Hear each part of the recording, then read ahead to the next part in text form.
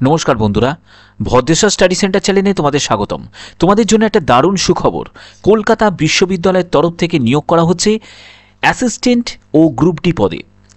Assistant পদের ক্ষেত্রে তোমাদের যোগ্যতা প্রয়োজন গ্র্যাজুয়েশন, অর্থাৎ যে কোনো শাখায় গ্র্যাজুয়েট হলেই কিন্তু আবেদন করতে পারবে, এবং গ্রুপ ডি পদের ক্ষেত্রে মাধ্যমিক পাশ হলেই কিন্তু আবেদন করতে পারবে। এখানে কিন্তু কোনো রকম আবেদন মূল্য লাগছে না, অভিজ্ঞতার প্রয়োজন নেই। আবেদনের শেষ তারিখ 18ই ডিসেম্বর 2023, অর্থাৎ খুব দ্রুত কিন্তু তোমাদের আবেদন কমপ্লিট করতে হবে। এটি কিন্তু কমপ্লিটলি একটি সরকারি চাকরি। A to Z সম্পূর্ণ তথ্য এই ভিডিওর মাধ্যমে তোমরা জানতে পারবে। তাই জন্য ভিডিওটাকে পুরো দেখো, তাহলে প্রপার ইনফরমেশন পাবে। আমার সবসময় প্রয়াস থাকে তোমাদের যাতে কোনো ডাউট না থাকে সেরকম ক্লিয়ার করার জন্য আমি সবসময় ভিডিওটাকে বানিয়ে থাকি। তো মূল ভিডিওতে যাওয়ার আগে প্লিজ একটাই রিকোয়েস্ট, চ্যানেলটাকে অতি অবশ্যই সাবস্ক্রাইব করে বেল আইকন অল করে রেখো এবং ভিডিওটাতে এখনই একটা লাইক করে দাও। তো চলো মূল ভিডিওতে চলে যাচ্ছি। তো বন্ধুরা, আমি পিডিএফটা ওপেন করে নিয়েছি। তোমরা এখানে দেখতে পাচ্ছ যে ইউনিভার্সিটি অফ ক্যালকাটার তরফ থেকে কিন্তু এই নিয়োগটি হচ্ছে, যেখানে তোমাদের রিটিন টেস্ট কাম ইন্টারভিউ, অর্থাৎ রিটিন টেস্ট হবে, তারপরে তোমাদের ইন্টারভিউ হবে।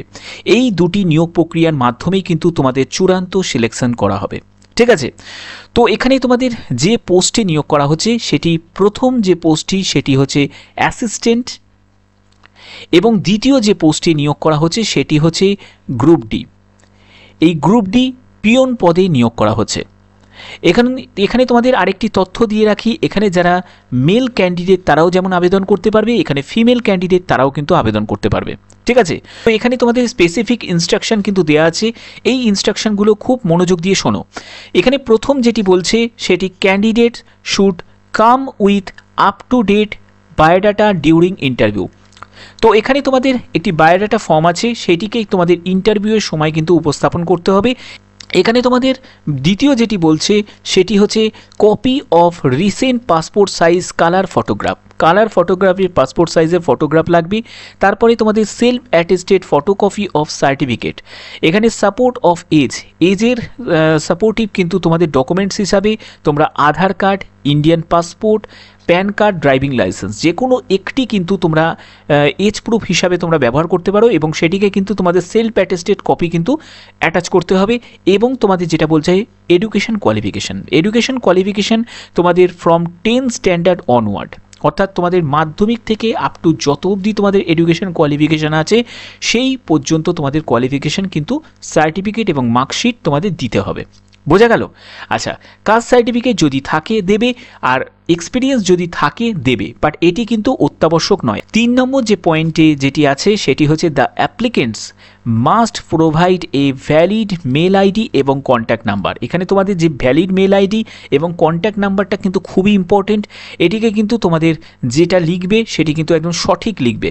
কেন, তার পরবর্তী সময় আমি তোমাদের বুঝিয়ে দিচ্ছি। এখানে বলছে printed hard copy application reach office registered Calcutta university by 18ই ডিসেম্বর 2023 বিফোর 4 PM, অর্থাৎ বিকেল 4টের মধ্যে কিন্তু 18ই ডিসেম্বর বিকেল 4টের মধ্যে কিন্তু হার্ড কপি তোমাদের পাঠাতে হবে। নির্দিষ্ট ঠিকানায় পাঠাতে হবে, অর্থাৎ ক্যালকাটা ইউনিভার্সিটি তোমরা ঠিকানা জানোই, যেটা হচ্ছে কলেজ স্ট্রিটের ওখানে, সেখানে কিন্তু ক্যালকাটা ইউনিভার্সিটি আছে। সেই অফিসের ঠিকানা, সেই ঠিকানাটা আমি তোমাদের বলে দিচ্ছি। সেই ঠিকানায় কিন্তু তোমাদের এই প্রিন্টেড কপি কিন্তু তোমাদের পাঠাতে হবে। ওকে, তো এখানে তোমাদের 5 নম্বরে বলছে shortlisted candidate will be inform through email. তো বোঝা গেল, এখানে কিন্তু ইমেলের মাধ্যমে কিন্তু তোমাদের ইনফর্ম করা হবে যেসব ক্যান্ডিডেটরা শর্টলিস্টেড হবে for written test and interview, অর্থাৎ রিটিন টেস্ট ইন্টারভিউয়ের জন্য যারা শর্টলিস্টেড হবে তাদের কিন্তু মেলের মাধ্যমে কিন্তু জানিয়ে দেওয়া হবে। এক্সাম ডেটটাও কিন্তু তোমরা মেলের মাধ্যমে তোমরা জানতে পারবে। তার জন্য যে মেল আইডিটা লিখবে সেটি কিন্তু ভ্যালিড মেল আইডি হবে এবং সঠিকভাবে কিন্তু ইনপুট করার চেষ্টা করবে। ওকে, তো এখানে তোমাদের একটি অ্যাপ্লিকেশন ফর্ম আছে। এই অ্যাপ্লিকেশন ফর্মটা কিভাবে ফিল আপ করবে, ফিল আপ দেখানোর আগে আমি তোমাদের দেখিয়ে দিচ্ছি যে কোয়ালিফিকেশানটা কী থাকবে, এবং কোয়ালিফিকেশানের সাথে সাথে তোমাদের এজ কী থাকবে, বেতন কত পাবে, সেগুলো কিন্তু পরপর স্টেপ বাই স্টেপ দেখাচ্ছি। ঠিক আছে, প্রথম যে পোস্টটি সম্পর্কে আলোচনা করব সেটি হচ্ছে তোমাদের টেকনিক্যাল অ্যাসিস্ট্যান্ট ব্যাক অফিস। এই টেকনিক্যাল অ্যাসিস্ট্যান্ট ব্যাক অফিসের ক্ষেত্রে তোমাদের এসেন্সিয়াল কোয়ালিফিকেশান যেটি প্রয়োজন সেটি অনার্স গ্র্যাজুয়েট। তোমরা যদি অনার্স গ্র্যাজুয়েট হয়ে থাকো এবং 60% মার্কস যদি থাকে তাহলে আবেদন করতে পারবে। সঙ্গে কিন্তু তোমাদের advance knowledge of all basic office সফটওয়্যারে কিন্তু অ্যাডভান্স নলেজ কিন্তু থাকতে হবে। বোঝা গেল? আচ্ছা, এখানে তোমাদের বেঙ্গলি এবং ইংলিশ ল্যাঙ্গুয়েজে প্রফিসিয়েন্সি থাকতে হবে, অর্থাৎ জ্ঞান থাকতে হবে। ডিজারেবল, দেখো এটি কিন্তু অগ্রাধিকার দেওয়া হবে, বাট এটি অত্যাবশ্যক নয় যদি অভিজ্ঞতা থাকে কোনো গভর্নমেন্ট অফিসে কাজ করা। এক্সপিরিয়েন্স যদি 1 বছরের থাকে তাহলে অগ্রাধিকার দেওয়া হবে, বাট এটি কিন্তু কোনো ম্যান্ডেটারি নয়। এজ লিমিট যেটি থাকছে 35 বছর, এটি আমি ইউআরের ক্ষেত্রে বলছি, 18 থেকে 35 বছর। যারা এসসি এসটি আছো তাদের ক্ষেত্রে হচ্ছে 18 থেকে 40 বছর, আর যারা ওবিসি আছো তাদের ক্ষেত্রে হচ্ছে 18 থেকে তোমাদের হচ্ছে 38 বছরের মধ্যে তোমার যদি বয়স হয় আবেদন করতে পারবে। ঠিক আছে, এখানে যারা ফিজিক্যাল হ্যান্ডিক্যাপ্ট আছে তারাও কিন্তু অবশ্যই কিন্তু এখানে আবেদন করতে পারবে, এটিও আমি তোমাদের বলে দিলাম। এখানে তোমার যে মাসিক যে বেতনটা পাবে, অর্থাৎ মাসের শুরুতে 25,000 টাকা মতো তোমরা বেতন পেয়ে যাবে। ঠিক আছে, পোস্টটি হচ্ছে টেকনিক্যাল অ্যাসিস্ট্যান্ট, ল্যাব অ্যাসিস্ট্যান্ট। এখানেই তোমাদের যে অনার্স গ্র্যাজুয়েট, এখানেও কিন্তু অনার্স গ্র্যাজুয়েট হতে হবে এবং 60% কিন্তু মার্কস থাকতে হবে, তাহলে কিন্তু আবেদন করতে পারবে। এখানে তোমাদের নলেজ অফ বায়োলজিক্যাল ল্যাব ইনস্ট্রুমেন্টের যে হ্যান্ডেলিংয়ের ব্যাপারে কিন্তু নলেজ থাকতে হবে এবং বেঙ্গলি ইংলিশ ল্যাঙ্গুয়েজে কিন্তু জানতে হবে। এখানে তোমাদের ডিজারেবল, অর্থাৎ অগ্রাধিকার দেওয়া হবে যদি 1 বছরে কোনো অর্গানাইজেশন, গভর্নমেন্ট হোক বা নন গভর্নমেন্ট অর্গানাইজেশনে কাজ করার অভিজ্ঞতা থাকে, বাট এটি কিন্তু অত্যাবশ্যক নয়। এখানে তোমাদের এজ লিমিট হচ্ছে 35 বছর। অবভিয়াসলি এখানেও কিন্তু যারা এসসি এসটি আছো, আমি এক কথা বারবার লিখছি না, এসসি এসটি তারা 5 বছর এবং ওবিসিরা কিন্তু গভর্নমেন্ট রুল অনুযায়ী 3 বছরের রিল্যাক্সেশন পেয়ে যাবে। এখানে তোমাদের মাসিক যে বেতনটা পাবে 25,000 টাকা প্রতি মাসে, শুরুতে কিন্তু তোমরা বেতন পেয়ে যাবে। ওকে, আচ্ছা, পরবর্তী যে পোস্টের সম্পর্কে আলোচনা করব, পরবর্তী পোস্টটি হচ্ছে টেকনিক্যাল অ্যাসিস্ট্যান্ট, কম্পিউটার ল্যাব। এক্ষেত্রে তোমাদের অনার্স গ্র্যাজুয়েট, এখানেও 60% নাম্বার চাই এবং কম্পিউটার মেনটেন্যান্স এবং হ্যান্ডেলিংয়ের ব্যাপারে কিন্তু নলেজ থাকতে হবে। ঠিক আছে, তো এই সব ব্যাপারে কিন্তু তোমাদের নলেজ থাকতে হবে এবং এখানে বেঙ্গলি এবং ইংলিশ ল্যাঙ্গুয়েজে প্রফিসিয়েন্সি থাকতে হবে, অর্থাৎ ইংরাজি এবং বেঙ্গলি ল্যাঙ্গুয়েজ সম্পর্কে কিন্তু জ্ঞান থাকতে হবে। তোমাদের ডিজারেবল, অর্থাৎ অগ্রাধিকার দেওয়া হবে যাদের ডোয়েক ও লেভেলের সার্টিফিকেট আছে তাদের অগ্রাধিকার দেওয়া হবে, এবং ডিপ্লোমা ইন ইনফরমেশন টেকনোলজির ব্যাপারেও যদি তোমাদের ডিপ্লোমা করা থাকে তাহলেও অগ্রাধিকার পাবে, বা ডোয়েক ও লেভেলের যদি সার্টিফিকেট থাকে তাহলেও অগ্রাধিকার পাবে।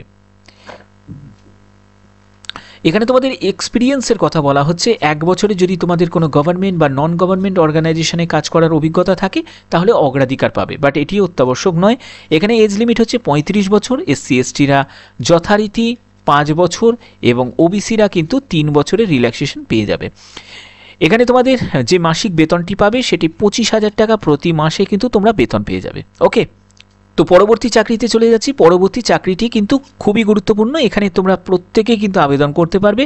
এখানে কোনো পার্সেন্টেজ অফ মার্কসেরও কোনো ব্যাপার নেই, যেটি হচ্ছে পিওন পদে। এই পিওন পদের ক্ষেত্রে দেখো এখানে তোমাদের 10 স্ট্যান্ডার্ড, অর্থাৎ মাধ্যমিক পাস হলেই কিন্তু আবেদন করতে পারবে। এখানে তোমাদের বেঙ্গলি এবং ইংলিশ ল্যাঙ্গুয়েজে একটি প্রফিসিয়েন্সি, অর্থাৎ জ্ঞান থাকতে হবে, এবং তোমাদের ডিজারেবল, অর্থাৎ অগ্রাধিকার দেওয়া হবে যদি 1 বছরে কোনো গভর্নমেন্ট বা নন গভর্নমেন্ট অর্গানাইজেশনে কোনো কাজ করার অভিজ্ঞতা থাকে, বাট এটি কিন্তু অত্যাবশ্যক নয়, শুধু মাধ্যমিক পাস করলেই কিন্তু আবেদন করা যাবে। আমি কিন্তু কোনোগুলোরই কিন্তু ভ্যাকেন্সি বললাম না, তোমরা আশা করি ভ্যাকেন্সিগুলো তোমরা দেখতে পেয়েছো, তো ভ্যাকেন্সিগুলো তোমরা বুঝে গেছো যে এরকমই কিন্তু ভ্যাকেন্সি থাকছে। তো এজ লিমিট যেটি আছে সেটি 35 বছর। এখানে কিন্তু যারা এসসি এসটি আছো তারা কিন্তু এখানে আবেদন করতে পারবে এবং তারা কিন্তু যথারীতি 5 বছরের রিল্যাক্সেশন পেয়ে যাবে, এবং ওবিসিরা এখানে 3 বছরের এজ রিল্যাক্সেশন পেয়ে যাবে। এখানে তোমাদের প্রতি মাসে যে বেতনটি থাকবে 12,000 টাকা প্রতি মাসে কিন্তু তোমরা বেতন পেয়ে যাবে। ওকে, দেখো ক্যালকাটা ইউনিভার্সিটি হোক বা যে কোনো ইউনিভার্সিটি হোক ভ্যাকেন্সি কিন্তু অনেক কমই থাকে, বাট ভ্যাকেন্সির দিকে দেখলে হবে না, তোমার সিট একটাই, তোমাকে একটা সিটের জন্যই তোমাকে ফাইট করতে হবে। কম্পিটিশন কিন্তু অনেক জায়গায় কিন্তু এইসব জায়গায় সাধারণত কমই থাকে।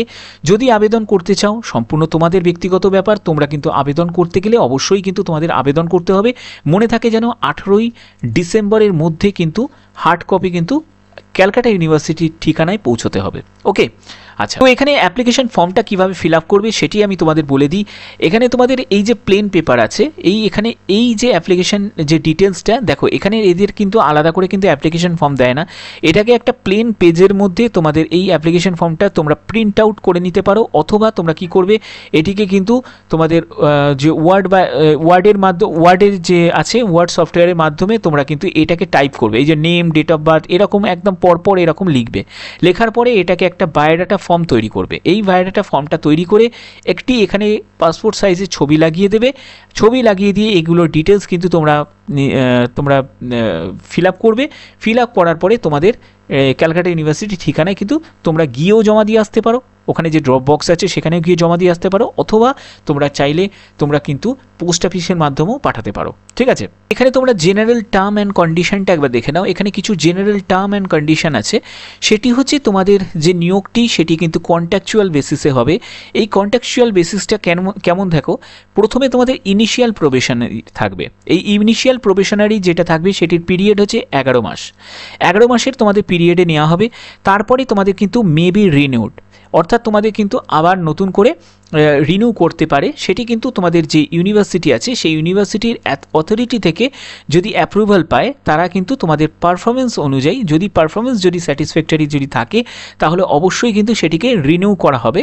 তো এটি কিন্তু তোমাদের ইউনিভার্সিটির তরফ থেকে কিন্তু এটা জানানো হয়েছে। ঠিক আছে, দেখো যদি তুমি আবেদন করতে চাও এটি কন্ট্যাক্ট ভিত্তিতে হতে পারে, কারণ এখন অনেক কিছুই কিন্তু কন্ট্যাক্ট ভিত্তিতে হয়। তবে পরে কিন্তু পার্মানেন্ট হওয়ার কিন্তু অনেক সুযোগ থাকে। যারা একটা অভিজ্ঞতা সঞ্চয় করবে তারা কিন্তু পরবর্তী সময়ে পার্মানেন্ট পোস্টে জব পেতে কিন্তু অনেকটাই কিন্তু তোমাদের হেল্প হবে। ওকে, তো যদি তোমরা আবেদন করতে চাও অবশ্যই কিন্তু তোমরা আবেদন করে দিও, কারণ এখানে কোনো আবেদন মূল্য কিন্তু লাগছে না, কোনো রকমভাবে কিন্তু আবেদন মূল্য লাগছে না। আবেদন মূল্য ছাড়াই কিন্তু আবেদন করতে পারছো।